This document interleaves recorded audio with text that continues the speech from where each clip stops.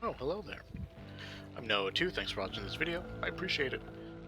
We're continuing our little journey here for Nightmare sort of walkthrough guide playthrough. We're going to be talking about the basics and principles of playing Back for Blood if they show up. I've talked about in the last videos about pacing, uh, resource management, and positioning, and how those things are super duper important. And in general, um, also too, that I want to talk about up until this point, we have or I have been able to we've done this together. We've been able to demonstrate playing with people who are trying to play in a normal sense, random people.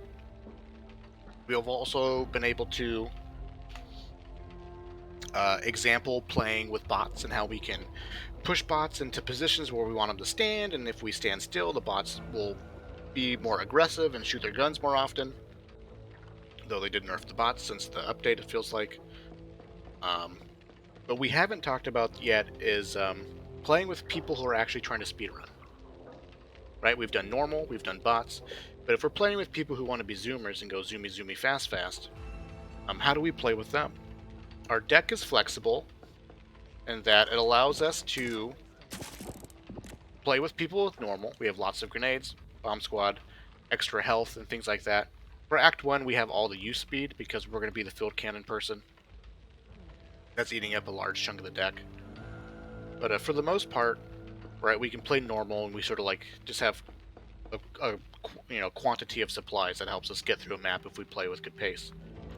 We do have Run Like Hell, Superior Cardio, and Cross Trainers. Just for like a speed run starter kit, really. That's going to be more than enough as far as letting us uh, play with people who want to go fast. But the thing about playing with who want to go fast, I have this graphic here, as you can see. These are our teammates. This is us, the four of us, the Back for Blood boys, right? Um, the player on the right here, right? They're in front. We're all trying to go fast, but sort of naturally over time, as four people try to sprint through a map, it's not really possible for everyone to stay all clumped up. Slowly over time, the four players get spread apart.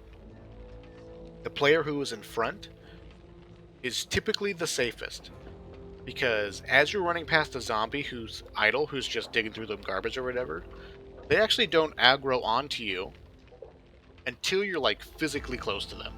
Right? Zombies aggro onto you if you shoot your gun, that makes a loud noise. But when it comes to like actually seeing you or hearing you, you can get real close before the zombie gets aggressive. So the player who's in front is running through zombies who are just chilling for the most part.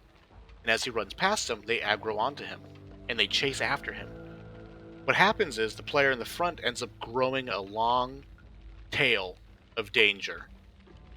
Just a long line of zombies and mutations that are chasing after him, and it creates this tail. And as you go through the map, eventually it gets worse and worse and worse until eventually the map maxes out on its asset population, right? On its zombie max out, right?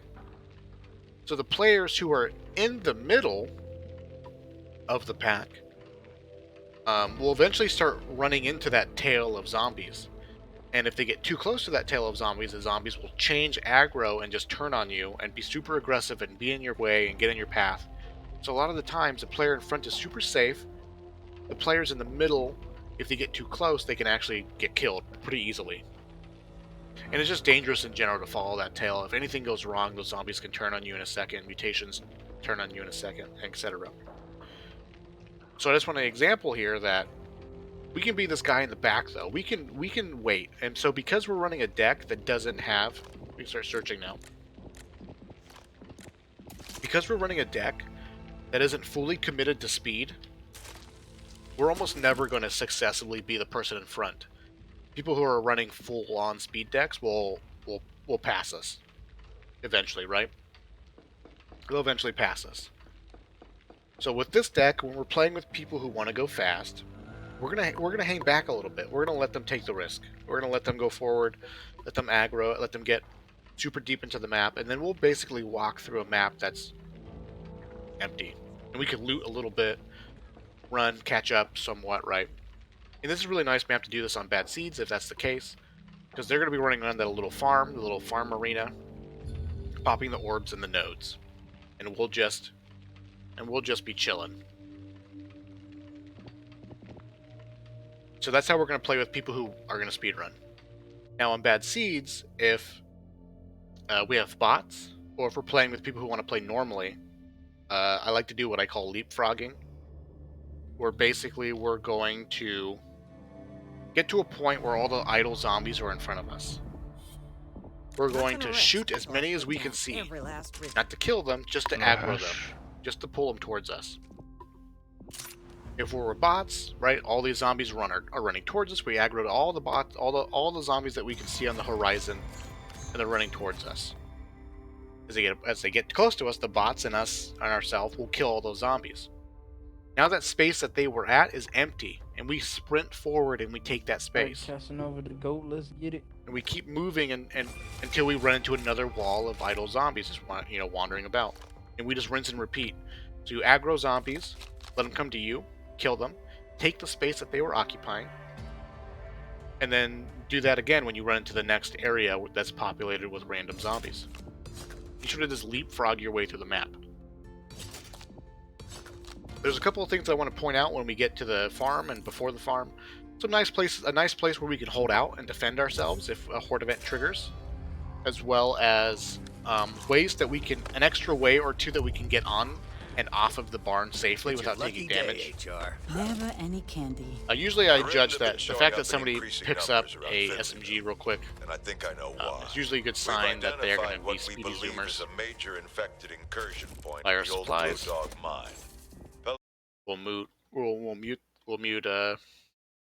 Phillips for a second here.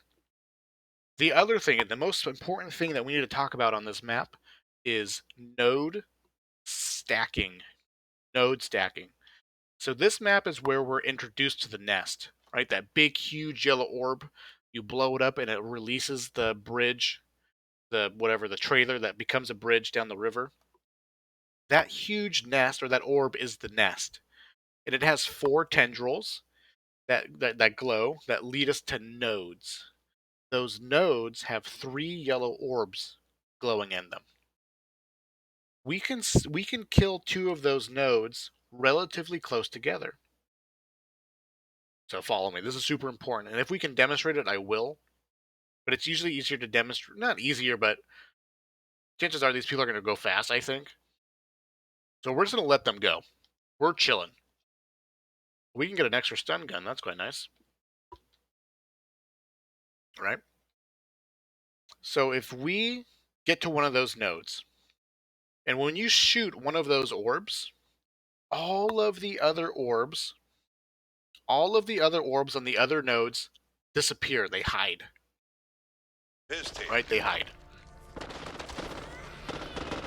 But after you destroy that first orb, just one of those yellow orbs, a timer begins. I've received a report of some unusual That timer is about organic 15 seconds structures out long. your way from one of our patrols. And it's counting down. Not sure if it's written or something else. Once it reaches 0, Do not hesitate to all of remove the other those orbs things that from were the hiding face of this planet. reappear.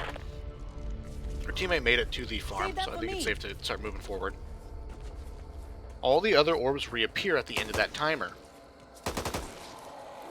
The reason why this is significant is because when you kill all 3 orbs, it destroys the node and a horde is triggered. So if we destroy 2 orbs on one node, that timer begins.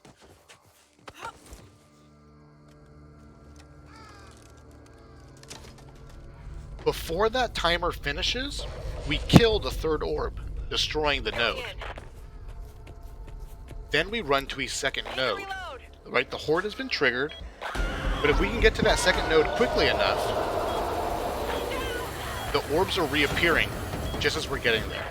We destroy those 3 new orbs and we trigger, and we kill the second node.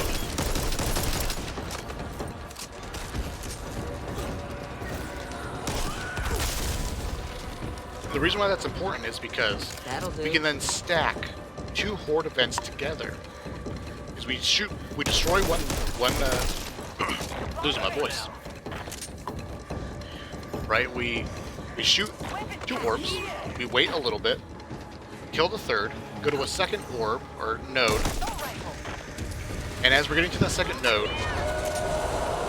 Buckle up, the orbs are Buttercups. respawning, and we can stack 2 horde events together. Similar concept to shooting multiple birds together. But the game can only support so many assets at a time. I'm going to try and demonstrate it here, since we have the opportunity to. Anytime. So I only shot 2. The timer is counting down for us. I don't know where the other node is, but basically, now we destroyed it. That counter is still counting down. It's the same exact counter. Right, but as we get here, these orbs should be pretty close to respawning. There's no waiting. The other thing that I want to show off is getting off and onto this barn a little bit here as we wait for the bridge to go over. And getting on it's pretty easy. You can climb that trailer as well, as far as that makes sense. You can also jump on this barrel. Get on this barrel, jump, and go forward. And you sort of wait until you're at the peak of your jump or height to go forward. You can also jump off, and if you land on this geometry, you just slide off and you don't take damage. And that's sort of it. I hope I explained the orb thing clearly enough. We'll be nice to our teammates. We'll blow these birds up with our grenade. Suddenly appear, and why? Coincidence that we discover these nest things shortly after the mutated ridden? I don't think. Yeah, I was trying to be nice and wait for them, but we're just taking free damage. Need to reload. Over here. So we're just standing out in the open. Something's not right. Grab some money. That'll wake 'em up. Shut that door. Last thing I want is my Ben catching his death because of you. Right, and I just really want to reiterate that because it's going to be super duper important. So basically the point is, there's 4 different nodes. Each of those nodes would spawn its own horde when we destroyed it. But if we can stack 2 together, we turn 4 hordes into 2 hordes. So you kill 2 orbs and you wait. 10 seconds, right? The time is how you calculate from this node to the next node, how much time is it going to for me to get there, right? Let's say it's 5 seconds.